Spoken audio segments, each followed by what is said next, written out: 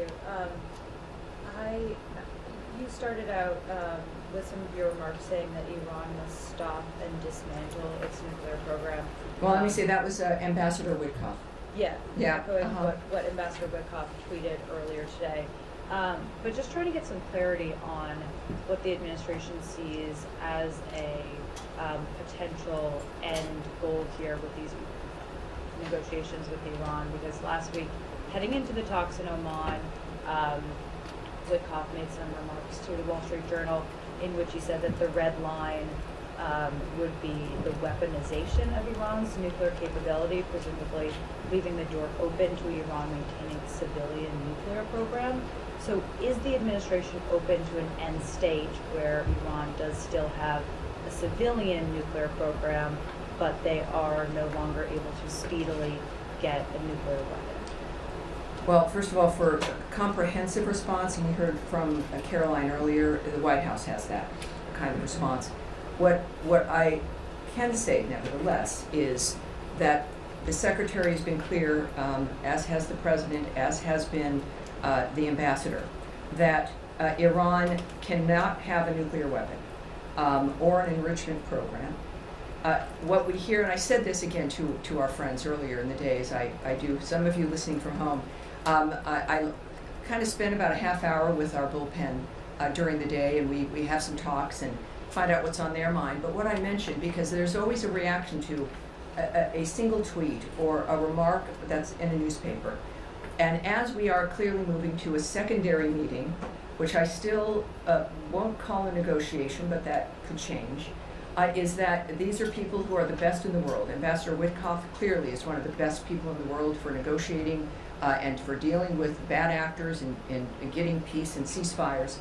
But when things are being said in the moment, in public, you must consider that that's not part of how they negotiate in the sense of whatever they're talking about together.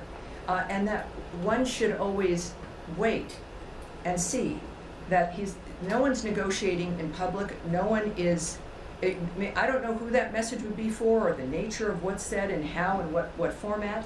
I would say what matters is an end result, our parties agreeing, papers being signed. It is not what people say, but the actions they take.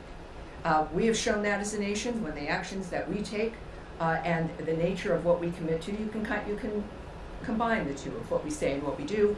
But I would say that there's one goal here, and that is that Iran cannot have a nuclear weapon, and certainly or the enrichment program, and that is, I think, a pretty easy thing to start with, and that is the one thing that we know that they're working on, and I think we'll have some success considering who we're addressing.